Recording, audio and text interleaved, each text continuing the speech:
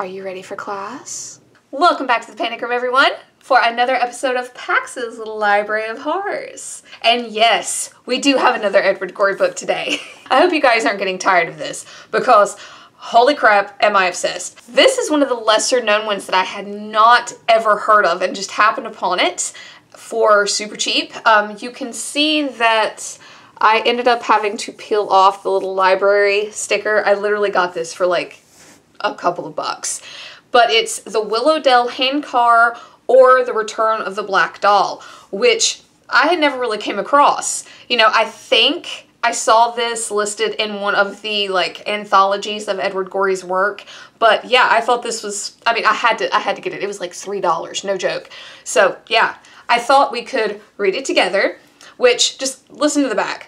In which three pilgrims find mystery, abort peril, and partake of religious community, and the discerning reader discovers meaning in their progress. What the hell does that even mean? So we're gonna find out together, because I haven't read this yet. Of course, we have some amazing Edward Gorey artwork that I will be showing you. But, you know, this does seem to be just a tad bit longer on each page. Not by much. I still think we can read it. And one thing I absolutely love about these books is, like, there's just the weirdest little shit sprinkled everywhere. For example, on the title page, right? Afterwards, a gold ring embellished with leaves, grapes, etc. was found. Inside were engraved iron hills and the letters DMG, which last stood for the words, "Don't move, Gertrude." Well, I'm intrigued. Let's keep going. So let's see, copyright in 1962. One summer afternoon in Willowdale, Edna, Harry, and Sam wandered down to the railroad station to see if anything was doing. There was nothing on the platform but some empty crates. "Look," said Harry, pointing to a handcar on the siding. "Let's take it and go for a ride." Soon they were flying along the tracks at a great rate. Little Gray Sprocket, playing in a homemade mud puddle, watched them go by with longing. Look at that. Look at the little homemade mud puddle. And I swear, I can't see this without thinking of, like, classic Americana, you know, like Tom Sawyer kind of stuff. At Bogus Corners, the next town down the line, they stopped to buy soda pop and ginger snaps at Mr. Queeville's store. "How are things over in Willowdale?" he asked. "Dull," they said. A few minutes after they were on their way again, they saw a house burning down in a field. "Wowee," said Sam, "the engines will never be in time to save it."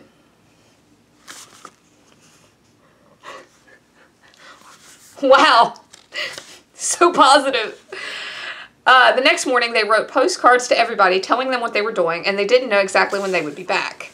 At 10:17, the Turnip Valley Express rushed past. A frantic face was pressed against a window of the parlor car. Look at that. Look at that. Those same black eyes that we have grown to absolutely love in Edward Gorey's writing.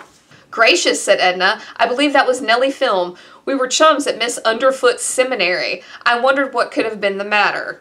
Underfoot. In Chutney Falls, they hunted up the cemetery and peered at the tombstones of Harry's mother's family. Later, they ran into Nellie's beau, Dick Hammerclaw, the local telegraph operator. He asked if they'd seen her. He seemed upset. Near Gristleburg, they saw a mansion on a bluff. "That's Old Altudo," said Sam, "the home of Titus W. Blotter, the financier. I saw a picture in a magazine." Several days later, a touring car drew up alongside them. The driver called out something unintelligible concerning Dick before he shot away out of sight. An undated fragment of the Willowdale Triangle they found caught up in a tie informed them that Wobbling Rock had finally fallen on a family having a picnic. It's exactly what you thought. In Dodger Junction, they paid a call on Edna's cousins, the Zevclags. He showed them a few of the prizes from his collection of over 7,000 glass telephone pole insulators. The following week, Mount Smith came into view in the distance. Dark clouds were piling up behind it. During the thunderstorm that ensued, a flash of lightning revealed a figure creeping up the embankment. Oh, look at that. Oh, I love it. I love how it's such a simple photo, but yet very ominous. Some months went by, and still they had not returned to Willowdale, which is weird.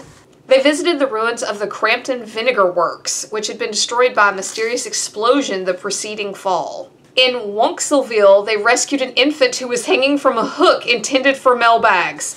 Look at that. Wow. "How much she resembles Nellie," said Edna. They turned her over to the matron of the orphanage in Stovepipe City. From the trestle over Peevish Gorge, they spied the wreck of a touring car at the bottom. I don't see Dick's friend anywhere, said Harry. We have like a whodunit going on, guys. In Violet Springs, they learned that Mrs. Rogera Dowdy was not receiving visitors, but through a window they were able to see the desk on which she wrote her poems. Well, that's not weird at all. Let's just look in some lady's window. As they were going along the edge of the Saltmarsh River, they passed a man in a canoe.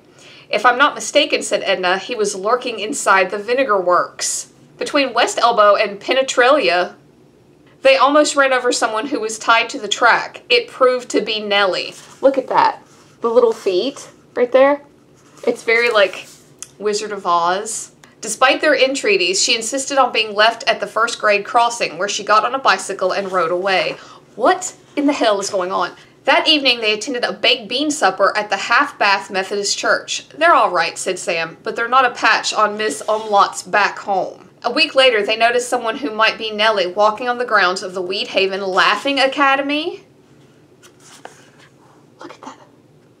Look at that. I don't even know what to say anymore. What the hell's a Laughing Academy? On Sunday afternoon, they saw Titus W. Blotter in his shirt sleeves plunge into the great trackless swamp. In Hickboro, they counted the cannonballs in the pyramids on the courthouse lawn. At sunset, they entered a tunnel in the Iron Hills and did not come out the other end. That's it. That's it. That's all it is. I love it. It's spectacularly weird. And possibly, I think, one of the weirder ones. It almost read like some kind of whacked out newspaper, like each of those little articles. Oh, Mr. Gorey, you never disappoint us. So guys, yes, that was the Willowdale Handcar, or The Return of the Black Doll. I'm not really sure where the Return of the Black Doll comes from. I get the handcar thing, but I wonder what the black doll thing comes from. Guys, what did you think? We have yet another Edward Gorey. He has yet to fail us, at least in my opinion. I think all of his books are spectacularly weird, and I love it. So guys, thank you for coming to another episode of Pax's Little Library of Horrors. Please like and subscribe. It would really help me out. And until next time, class dismissed.